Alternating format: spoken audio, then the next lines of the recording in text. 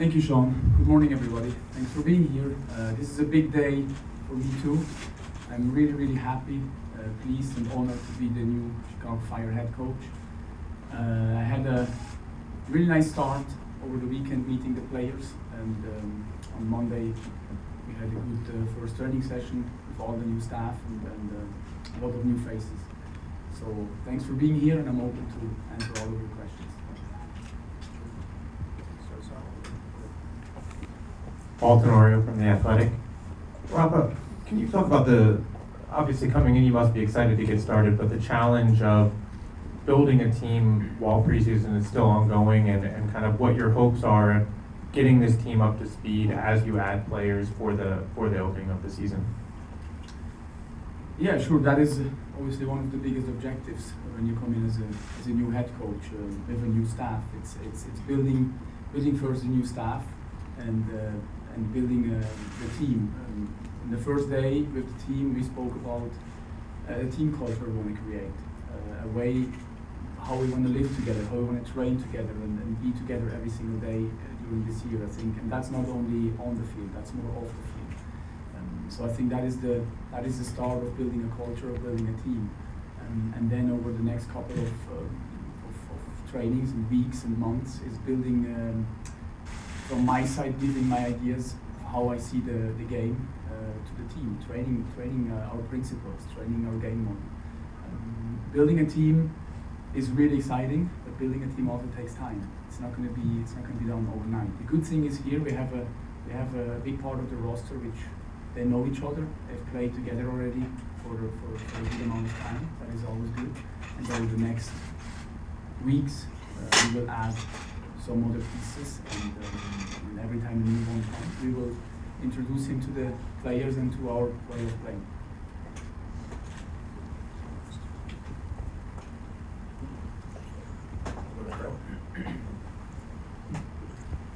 Hi, Fred Hubner with ESPN 1000.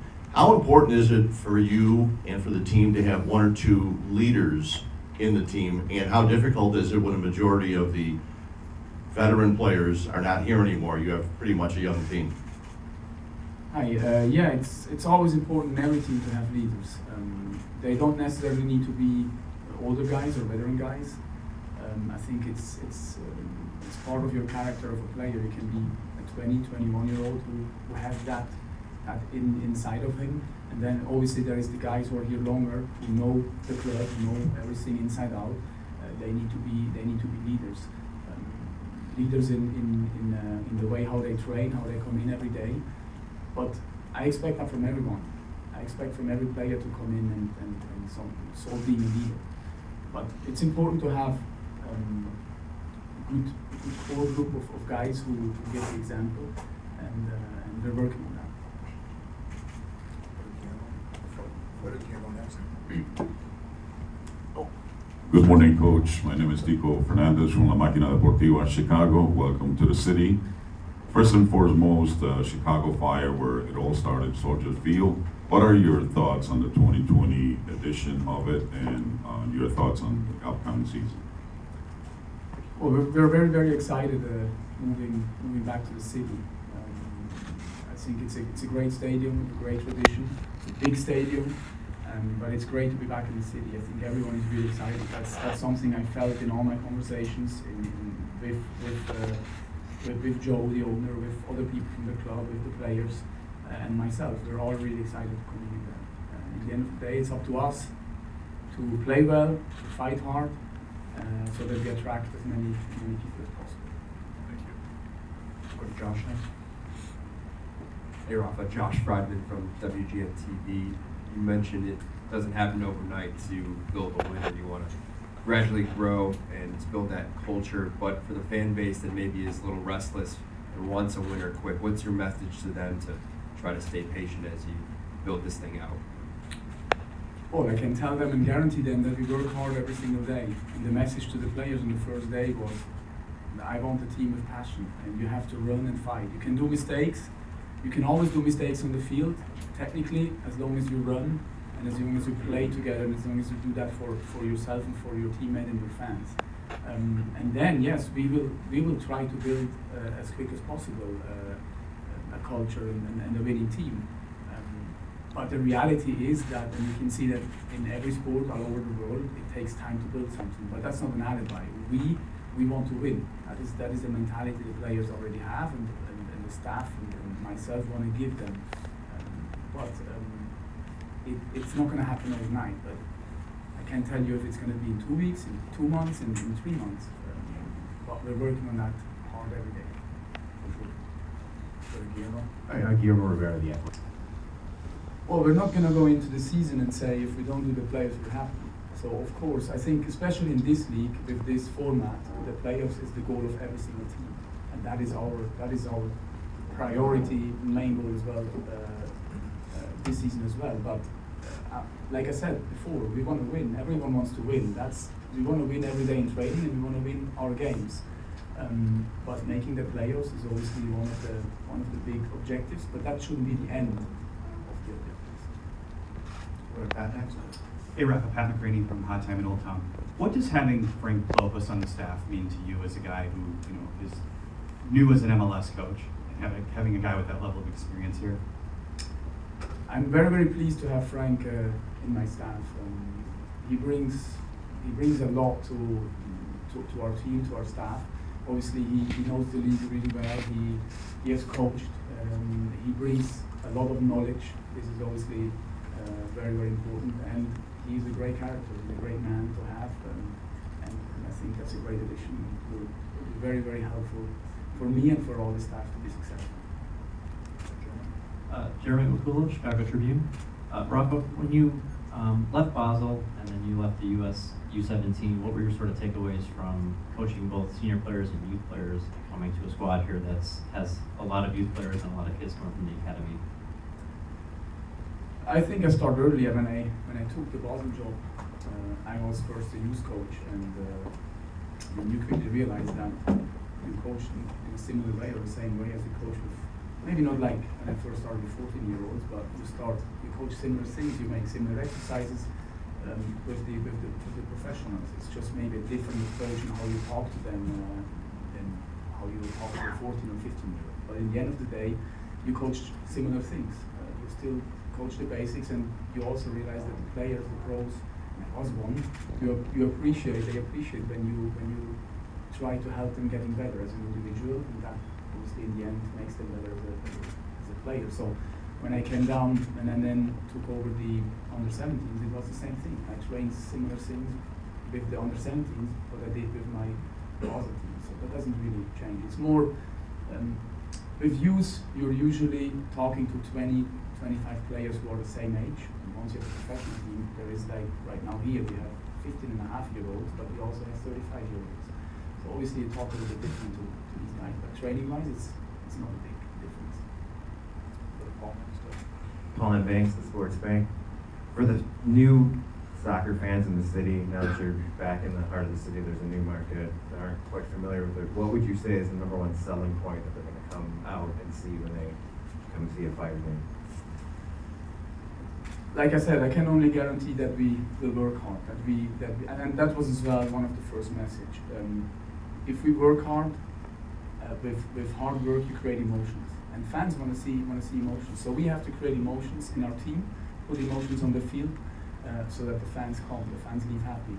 In the end of the day, again, every team goes on the field, every player wants to win. We cannot guarantee to win every single game, but we can guarantee that we will give everything in every single game for our fans and for ourselves. And if the fans see that, I'm sure they come back, because I think at least that's how I see the game. When I go and watch a sport, I want to see them run and fight and do everything. And obviously then we have a game plan and we want to play nice football as well. But nice football for me may be different than nice football for you, and nice football for you is maybe different for France. So it's obviously very difficult to define nice football, but hard work. I think that brings people back. Alex Campbell from Shay Cutler from Fox Chicago. Welcome to Chicago. Kind of off the field, what do you know about the city, or what have you learned in the short time that you've been here? It's a beautiful city, and everyone told me wait until the winter comes. So I was very, very I was actually, even as a Swiss guy, a little bit scared. What's the winter going to be like? But so far it hasn't been that bad. I came here in April, and this is a beautiful city, obviously. Everyone talked about the summers, and I was here a little bit in the summer. I have to say, during my job with the under-17 national team, I traveled quite a lot, so I wasn't here that much. But the city is beautiful. It offers everything you want if you like big cities. And obviously, being on the water, there's a lot to do. So I really love the city. My wife's from California. It's gonna be tough winters for her, obviously, but I'm from Switzerland, so I'm fine with the cold. No, it's a beautiful city which offers it all, and I'm really happy to be here. Paul? Robert, you mentioned the different principles of play. You talked to the team about how beautiful football can look one way to you and another way to someone else. What is beautiful football to you? What are your principles of play? Do you want to keep the ball, play with the ball? Do you play against and press and run? What do we expect to see from the Fire this season? Well, I'm not going to talk about our principles of play here, but of course, I believe as a coach that, and as a team, we have to be able to be good in all phases of the game. So we have 4 phases of the game plus set piece phases. These 4 or 5 phases, we have to be good. Yes, I like to have the ball. I like when my team tries to control the game, but is this always possible? Probably not. In my experience, not. So that's why we have to be good in all phases of the game, especially as well in this league. This league is different than every other league. There are so many things which are different and difficult. Let's say if your team wants to press all the time, can you press all the time in this league with all this travel, with going in altitude, with going into very, very hot climates? It's different than when you're in Europe. When you play in Germany, the most flight is maybe an hour. From Hamburg to Munich, an hour and 50 minutes or something. So there's less travel, there's less changes. So here I think you have to be able to adapt, but always staying in the way or in our principles we train on. Take a couple more with Warren. Warren Schwartz, Daily Herald. Raph, when you say that you don't expect the team to win overnight, it sounds like you're trying to let down fans easy for the season. What do you say to fans who haven't seen the team have success the past decade?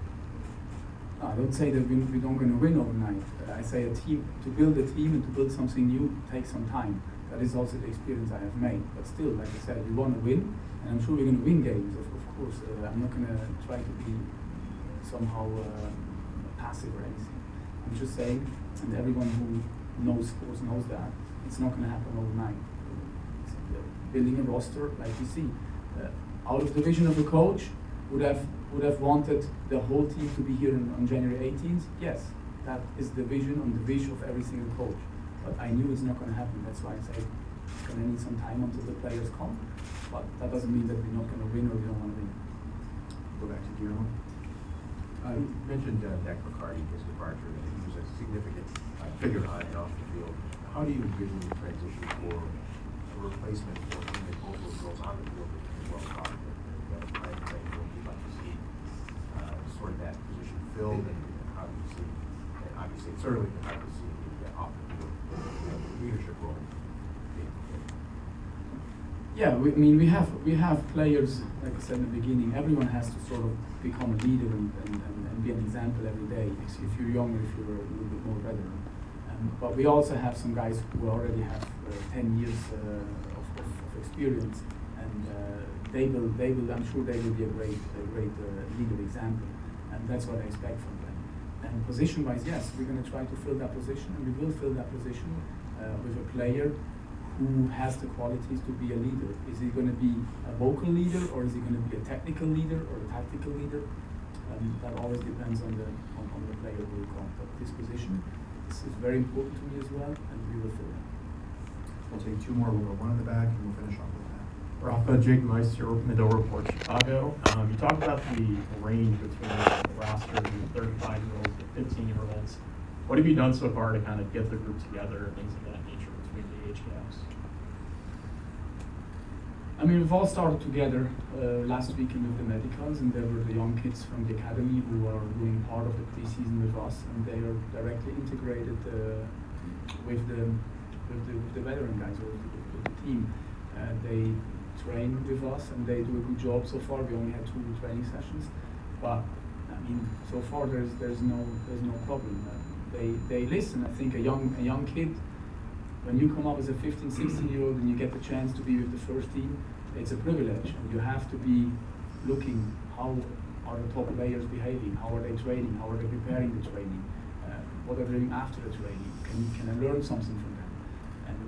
And then the other side, I think we have some players with a lot of experience. They try to help these young kids on the field. I see Francisco Calvo, Johnny Bornstein talking with the young guys, other players as well. And I think that is good. They try to help each other and they try to integrate the players. Rafa, tell us a little bit about what we can expect from Robert Parrish and what you've seen so far from him. Well, Robert is a goal scorer. He's very clean, very good in and around the box. He's a typical number 9 who can hold the ball. He has a good athletic profile, and he's a hard worker for the team. So these are the things I expect from him, and I'm sure he will be very good for our team.